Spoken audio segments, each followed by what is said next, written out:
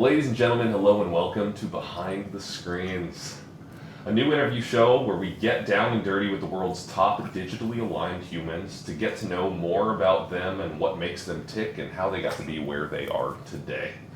I'm your host, Rob Voice, and this episode is being filmed at the magnetic Oasis, nestled within Holy Shipwrecked in Punta Cana. Woo! Ow! It's like an all-inclusive resort. This is the Hard Rock Hotel, man. It's goddamn right. Bonkers. This mini-series of interviews is called The Clean 15. Nice. Where we'll be asking 15-ish questions about some dope folks, and we'll send them on their way. Hell yeah. So today's guest is none other than DJ producer, all-around cool dude, Matt. What's your last name? Lucas. Matt Lucas, a.k.a. Peekaboo. Matt, how the hell are you doing?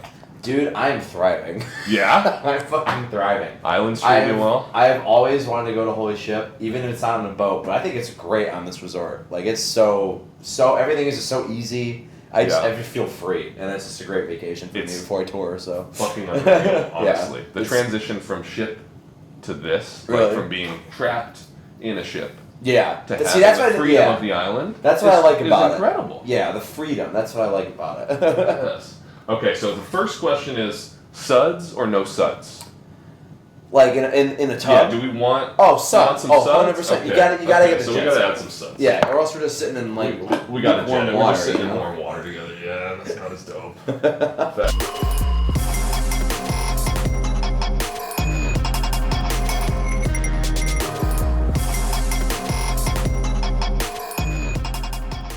Okay, Peekaboo. Hello. Where'd you grow up?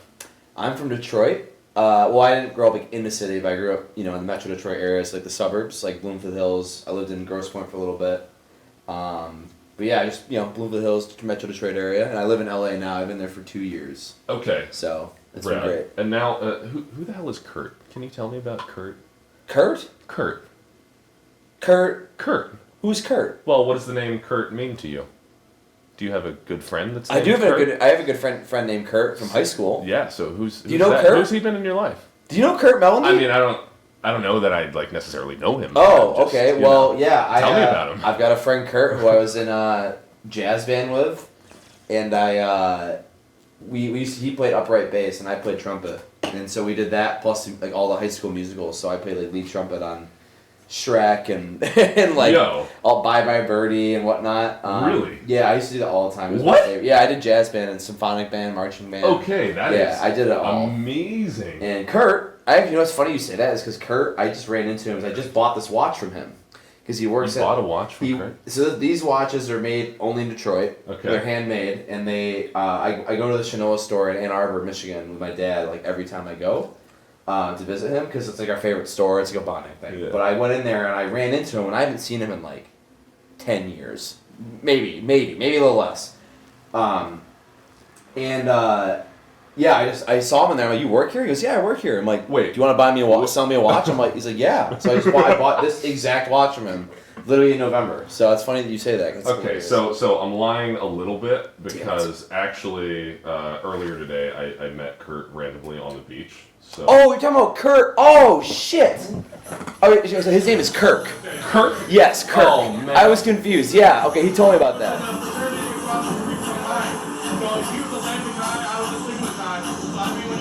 Okay, Kirk. Yes, I know Kirk. Yes, Kirk. Yep. So Kirk. Yes. Kirk, I went to school with. I was in Lambda Chi Alpha at Western. That's how I learned how to DJ.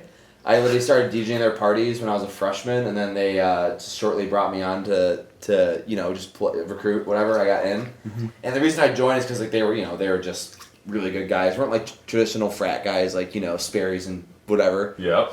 They all just loved EDM just as much as I did. So I DJed all the parties and like became really good friends with all of them. And Kurt lived across the street. Sorry, Kirk. So I'm saying Kirk. It's getting in my head. It's my fault. Kirk lived across the street in Sigma Chi. We had our fraternities in a cul-de-sac, so he lived right across the street. Yeah. And Kirk was like really good friends with my buddy Jacob Brown, who was like my big brother in the Greek family. And so Kirk, I've known him for years. He's always been supportive. He's a really good buddy. I was just with him not even 10 minutes ago, whatever. And it's cool seeing him all the time because I haven't talked to him that much. So. Well, it's surreal. He said that the first time that I met you was actually you playing in his living room. Yeah, yep. He used to live in this house called Big Blue, and it was like a senior house for primarily like us, but like he was the only like sigma guy that lived in there with like a bunch of lambdas, but he was super cool, and we used to just DJ in his living room all the time. That's how I first like kind of like got in, met him and shit. So I used to play all those house parties, get busted by the cops, run away, whatnot. So yeah, Fucking A. but it was a lot of fun. It was my favorite times. Dude, so like, what's different like now? Like, what's changed about your approach? What's the difference between the way that you used to DJ then and now? Well, back then I was like learning, so I was playing a lot, and also I was playing for sororities, mainly. Okay. So I was playing like top 40. Well, you got to play to your audience. I played top 40. I would play. I would still play EDM. Like I was playing like house music, like 2012, like TJR, Hardwell, like you know, some trap here and there when trap was becoming like big again, and being successful as it was. And yeah, so I used to play all that shit, and but then like for now, like it's more or less like I just play whatever I want. So I can play house, trap, dubstep, whatever the fuck I want because it's my show. Like you know what I mean. So yes, and people are there for you. I just do whatever I want to do because I love music so much that I will play. I love every genre, so I play. I don't play country, obviously, but live because that wouldn't make any sense. But like dance floor stuff. So like anything that gets a crowd moving and it's just like good music. So when was your first experience that you really connected with music? Oh man. Do you know the album "How to Save a Life" by The Fray? Yes. Yes. That was the first album that I bought I forget how old I was. I was probably like in elementary school, I think still. Like 5th grade, maybe 6th grade. Yeah. And I bought that album with my own money for the first, I was young, so it was like my first purchase, I guess. And it came with like a lyric book. So I learned all the lyrics. I know that song by heart, every single song by heart. And yeah, that song, that whole album was like, I was like, wow, music's pretty fucking dope. Like I got into it, and then I started playing Guitar Hero. Okay. Guitar Hero I'm disgusting. I don't want to be like cocky, but I'm like disgustingly good at that game. Fuck yeah. I got like 97% on Through the Fire and Flames. Okay, let's go. Let's go. So like just playing all that stuff got me into like, okay, I want to play guitar. So I started playing guitar, and I was like, okay, I want to make music. And so then I was in a metal band stuff, but I just got in the EDM with Skrillex and when he came out with his Scary Monsters and Nice Sprites EP, and then I just kind of like really fell in love with electronic music, and ever since then I just and producing I started producing immediately, and it was dog shit, but just like everybody, you gotta start somewhere. Yeah, you gotta start somewhere, and as bad as the songs were, it was a learning experience, so it was really fun to like get into that. And what did you start with? What programs were you FL using? Studio? What tools? Okay. And then I quickly went to Ableton. No hate to FL because it's a great program. Sure. Ableton just clicked with me a lot more. Well, but the workflow. I actually didn't know how to make a sound in there for a week. My buddy Brad had to come over and help me just get a MIDI keyboard set up and play a sound. So it's sort of Brad's fault. Yeah, seriously, yeah. This whole Shout out Brad. Yeah. Brad's good boy. Thank you, Brad. Yeah, but that's how I started basically, and that was my first connection to music. Yeah. Okay, Red. And how did you choose the name Peekaboo? Because Kirk said that he used to give you shit when it was early on. So everyone, and were there other names in consideration? Yeah. Okay. Well, not in consideration, but I used to be called.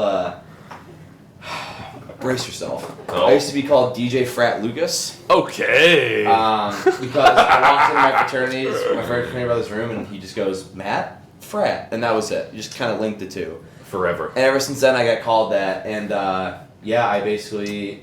Peekaboo. I was actually about to quit music. I was in the process of deleting everything. I used to go as Inner Circle, but then I realized that there's a major band called Inner Circle. Some Bad Boys. Yep. Okay, that's them. Yep. So I couldn't do that. So I was like really bummed. I was like literally destroying everything. And my buddy Sully, I live with him now. If you don't know Sully, he's on Wakan. He's on the Liquid Stranger bus tour this year. He's my roommate, my best friend. I've known him since the first day of college. And he was like, no, you're not quitting. And he comes up with this idea. First thing he says, what about Peekaboo? I was like, that's pretty sick. And I literally just instantly thought of the logo, like the hands covering the skeleton eyes. Dude. I paid my buddy who was a graphic designer in college. I paid him like $200, and it's the same logo today. And best $200 you've ever spent. Yes, 100%. And it feels like me. I have an identity now. Like it feels great, and I wouldn't want to change it at all. Okay. Yeah. Perfect answer. Yes. Thank you. Yeah. When did you decide that you wanted to pursue music as a career? I guess ever since I started playing guitar, I guess. I mean, like, I know subconsciously I wanted to, right? But for years in school, I was going to go to, like, film composition. So, like, horror films, and whatnot. And I was learning, like, live sound. I went to school for 3 years for audio engineering, so I was doing all that. And I was like, okay, I'm going to get a studio job. I'm going to, like, record people and then do this on the side. And then I just didn't really like my program as much. It wasn't really what I wanted. And so my last year, I was really depressed. And so I was like, oh, I don't want to fucking do this anymore. Like, I'm not getting anywhere. Like, and at the time, Bassacre hit me up for the first time. Okay. And Tight. that was when he played my song Wobbly, which is a song I last minute put on my EP, my own self EP on my own page. He played it at Forest 2 weekends in a row, and my friends were all there. I wasn't, but they all like, dude, what the fuck? Bassacre's playing your song. I'm like, what the fuck's going on? And I get an email, and I worked at FedEx at the time, Yeah. and I had a really shitty job, and I came home from work one day, like, 8 in the morning, because I worked from 4 to 8, and I got an email that said Music X Bass Nectar. I'm like, oh, it's probably some promo email, and it was manager, Brandon Ginsburg, shout out Brandon, and he was like, yo, like, Lauren really likes your stuff. I'm like, what the fuck's going on? I'm like, okay, cool, and then he just CC'd him on email, and I just shit myself. I'm like, what the fuck? I'm like, I'm talking to Bass Nectar, like, this is my first big, artist I'm talking to. Fuck yes. He goes, yeah, I love your stuff. Do you want to make a song? I'm like, yes. So I opened up my laptop and I made the melody to Disrupt the System in like 5 minutes, and then we just kind of worked from there and just made the whole song while I was moving to LA, driving out there from Michigan to LA. Dude, yeah. That is sick. And I was like, you know what? I'm going to school. If I can work at Bass Nectar, I'm fucking doing music. So I just quit. And all my buddies who I live with now are from Michigan. We all moved out together in LA. So, we still live with each other. Who were some of those early influences when you were producing? When you were like thinking about, okay, I want to make shit like this, or where were you drawing inspiration? Definitely Skrillex, of course. Maddion actually is a big one, which he's playing tonight. I've been following him since like pop culture when he put it out, and even though I don't even make similar music at all, like I just that the technical story, precision. yeah, and he dropped out of high school. Yeah. Like he dropped out of high school, and like look at him now, like he's insane and he makes great music. And so I decided, I was like, okay, well that's really inspiring, and like I've just been a fan of his music, and Zed, all those guys in the OG days, 12th Planet, who I'm good friends with now, he's great. And it's just I just wanted to make music, and then I just decided, okay, I'm starting to get traction. I'm like, I can do this. Like, why not? And my parents were super supportive. That's so I moved fortunate. out. Yeah, I drove out from Michigan to LA in 3 days, and I've been doing it ever since. Yeah. So if you weren't DJing, what would you be doing? Like if that hadn't worked In a out, coffin. what was the path? In a coffin. Oh wow. In a coffin. Okay. No, I'm kidding. I'd like to get deep, but I that's would love that's to stay quite alive. deep. That's But like, like that's 6 feet realistically, deep. Yeah. I wouldn't want to be doing anything else than that. Okay. Good. I guess if Follow I was that. really gonna be like doing something else, I would obviously be in the studio recording people, but like I don't want to do that. Yeah. Okay. Yeah. Cool. So I'm super happy with what I'm doing right now. Cool. Oh man. Open this It's shit. fucking hot in this bitch. Dude, it's so hot. We're almost there though. I applaud you. Okay, what are your current goals and ambitions? Like, how do you define success? I define success not about how much money you make or how many fans you build. It's if you're like on stage and you're like smiling. Now I haven't made it to where I want to be, but you saw it today. Like I played on that stage. Not a lot of people, but like I had fun. Like that's success to me. Like I was just talking to Tessa, who I'm staying with, and we were just saying like where are we? Like we're in the Dominican Republic.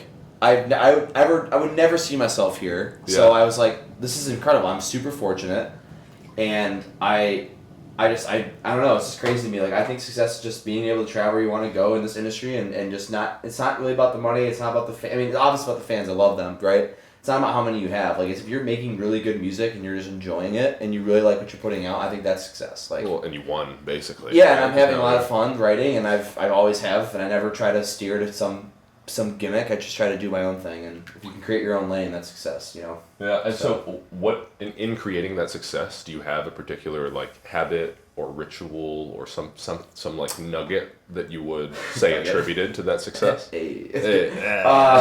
Honestly, I don't go in the studio with any. I just stayed true to myself. I just made what I wanted to make. Definitely got inspired by people, but like I just didn't want to like do anything else everyone else is doing. I wanted to create my own lane and just try to be as original as I can. And Yeah, I mean, just my ritual is to go in the studio. I don't have any thought in mind. I just kind of write, and usually starts on the drum beat, and then after that, I just kind of add sounds here and there. Oh, but then the ritual is kind of just making sure that you get into the studio and into that space that you're growing and building that way. That's cool. That takes a lot of discipline. Not a lot of guys actually like go and stick to that. Well, I write all my music in my bedroom. Still, I have a whole closet where I have no clothes. It's just my studio. I got a nice desk. I got some speakers, and I got a sub, and it's like a bass cave.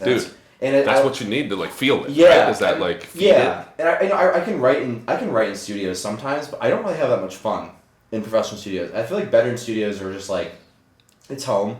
Yeah. I definitely like going to nice studios like to change have a change of pace, but working in my bedroom is just like I don't know. It's just home, easy. I wake up, smoke a bowl, go in the studio, do whatever I want to do, and then play games. And I'm a huge gamer, so I do that on the side. Oh, really? Okay. Yeah, wow. So How funny that's actually my next.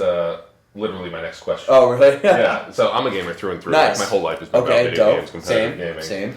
What's your favorite video game of all time? Tarkov. Right, yep. Really? Wait, of all time though?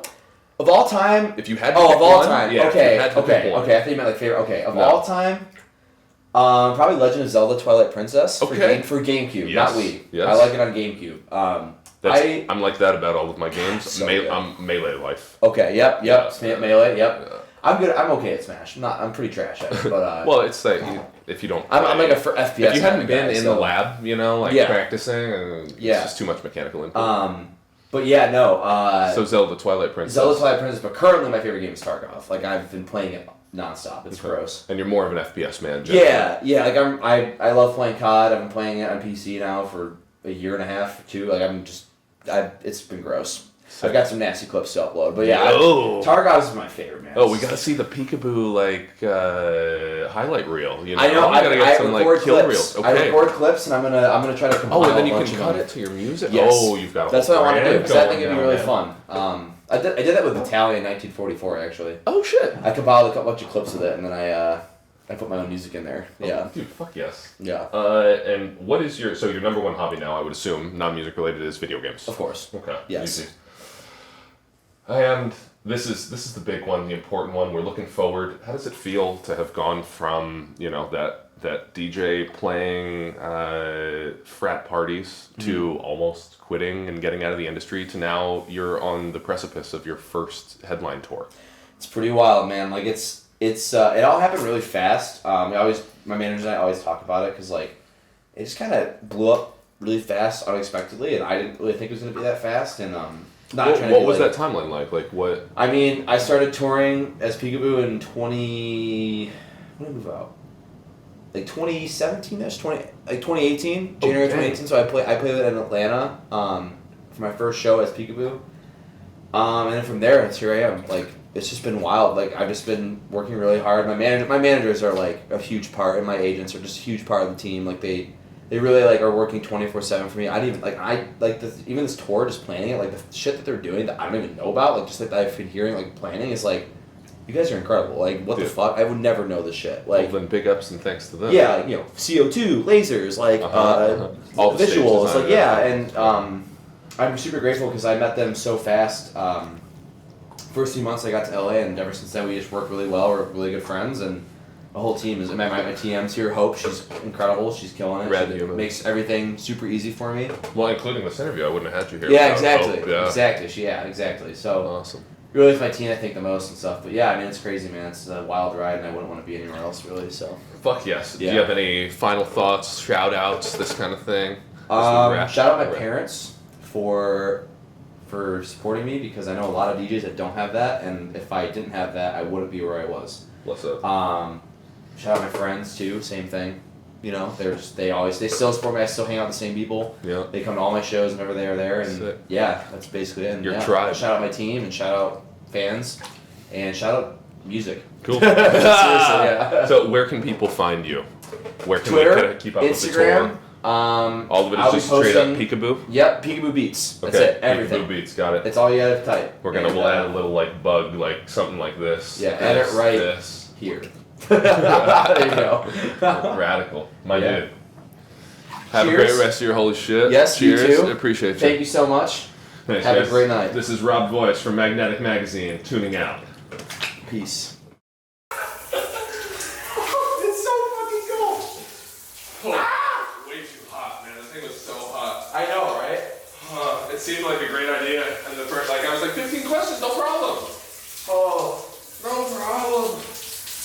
Oh.